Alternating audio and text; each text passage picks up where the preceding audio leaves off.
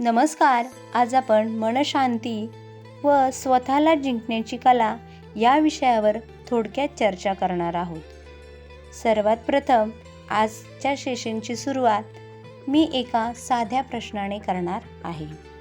पहा, तुमचं आयुष्य कोण चालवतं, तुम्ही की तुमचे विचार? पहा, खूप साधा सिंपल प्रश्न आहे की तुमचं आयुष्य कोण चालवतं, तुम्ही चालवता की तुमचे विचार? पहा, आपल्याला वाटतं की आपण सगळं कंट्रोल करतो, पण खरं आहे का? माहिती आहे का तुम्हाला की आपले विचारच आपल्यावर कंट्रोल करत असतात? आपण नाही, आपले विचार आपल्यावर कंट्रोल करत असतात. संशोधन सांगतं आपल्या मनामध्ये रोज 60,000च्या वर विचार येत असतात आणि त्यातील जवळजवळ 80 ते 85% विचार हे नकारात्मक असतात. पहा, म्हणजे काय? आपलं मन आधीपासूनच निगेटिव्ह सेटिंगवर चालतं की नाही बाबा, आता ही मला गोष्ट येत नाही आणि मी करूच शकणार नाही, माझ्याकडून होणारच नाही. म्हणजे निगेटिव्ह सेटिंग ही ऑलरेडी आपण केलेली असते. पण येथे एक महत्त्वाची गोष्ट आहे. पहा, विचार येणं आपल्या हातामध्ये नसतं. असतं का विचार येणं आपल्या हातामध्ये? ते आपोआपच येत असतात. पण कोणता विचार धरून ठेवायचा हे पूर्णपणे आपल्या हातामध्ये असतं. जर एखादा नकारात्मक विचार आपण जर 1 मिनिटाच्या वर धरून ठेवला तर तोच विचार पुन्हा पुन्हा दिवसभर आपल्याला त्रास देत राहतो. म्हणूनच संतांनी सांगितलं आहे की मनचित्ती ते वैरी ना चिंती. आपल्या घरातील एखादा सदस्य बाहेर गेला असेल आणि त्याच्याशी जर कॉन्टॅक्ट होत नसेल किंवा तो फोन रिसीव करत नसेल, अशा वेळेस आपल्याला खूप काळजी वाटते की तो व्यक्ती कसा असेल, काय वाईट तर त्याच्या बाबतीत घडलं नसेल, त्याचा ॲक्सिडेंट तर झाला नसेल किंवा त्याला काही लागलं तर नसेल ना. असे नकारात्मक आणि निगेटिव्ह विचार आपण करत असतो आणि ह्या माहिती आहे का तुम्हाला, ह्याच निगेटिव्ह व्ह्यूज त्या व्यक्तीपर्यंत पोहोचत असतात आणि कळत नकळतपणे त्याच्याबद्दल काही वाईट पण घडू शकतं. त्यामुळे आपण नेहमी सकारात्मक विचार करणं गरजेचं आहे. पहा मित्रांनो, आपलं मन खूप विचित्र आहे. ते ना वर्तमानात राहतं ना शांत बसतं. कधी भूतकाळात कधी भविष्यकाळात असं ते सतत भटकत राहतं. सतत त्याचा प्रवास चालू असतो. आणि यासाठी पहा, एक सुंदर असं उदाहरण आहे भगवान श्रीकृष्णांचं.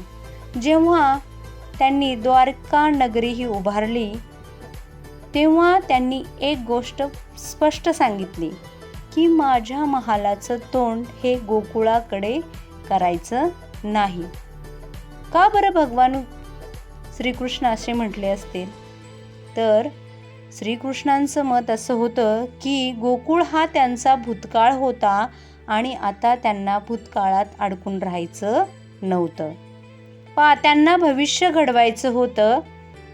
अगदी तसंच मित्रांनो, आपणही हाच प्रश्न आपल्या स्वतःला विचारूया.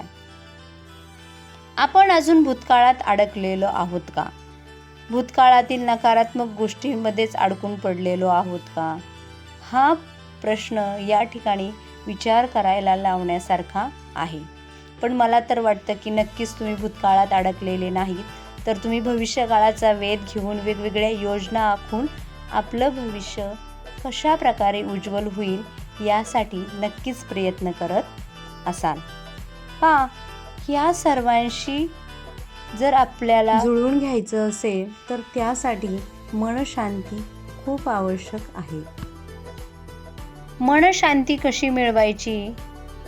पहा, आपल्याला जर यशस्वी व्हायचं असेल तर मनशांती मिळवणे खूप गरजेचं आहे आणि सर्वात महत्त्वाचं म्हणजे मनशांतीच ही आपल्या यशाची एक पायरीच म्हणावी लागेल. मी तुम्हाला काही खूप सोप्या आणि प्रभावी अशा सवयी सांगते, त्यामुळे तुम्हाला मनशांती ही लाभणार आहे किंवा मनशांतीकडे तुमची वाटचाल सुरू होणार आहे. पहिली सवय म्हणजे सकारात्मक गोष्टी लिहायला शिका.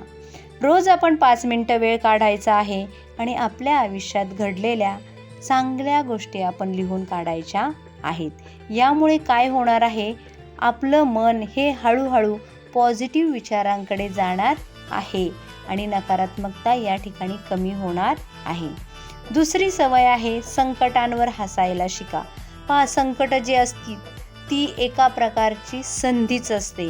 आपल्या जीवनामध्ये येणाऱ्या संधीचं सोनं करायला आपल्याला आलं पाहिजे आणि प्रत्येक संधीतून आपण वेगळ्या प्रकारे स्वतःला सिद्ध करून दाखवणं पण खूप गरजेचं आहे.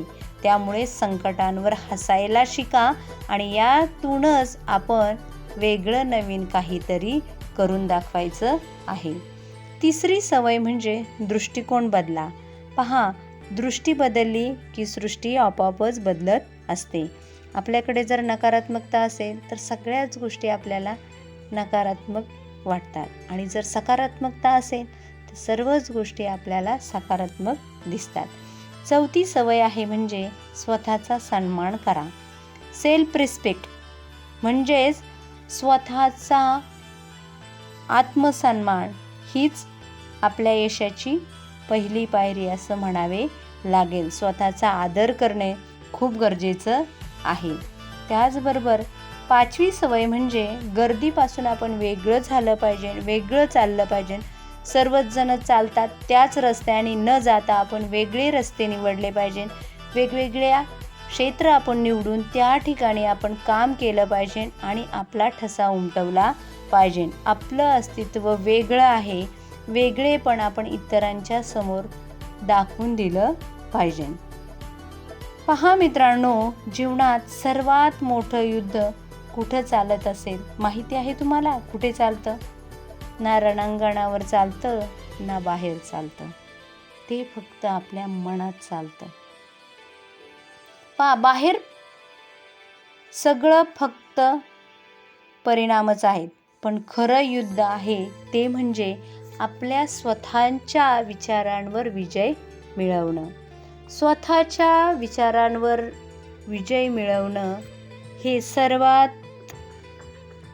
खूप महत्त्वाची गोष्ट आहे की आपल्या जीवनात जर आपल्याला यशस्वी व्हायचं असेल तर आपण आपल्या विचारांवर नियंत्रण ठेवणे किंवा त्या विचारांवर विजय मिळवणे खूप गरजेचं आहे.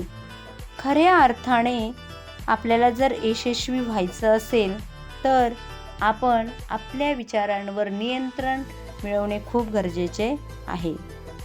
पहा, ज्यावेळेस आपण स्वतःला आनंदी ठेवू त्यावेळेस खऱ्या अर्थाने आपण यशस्वी झालो असं समजू.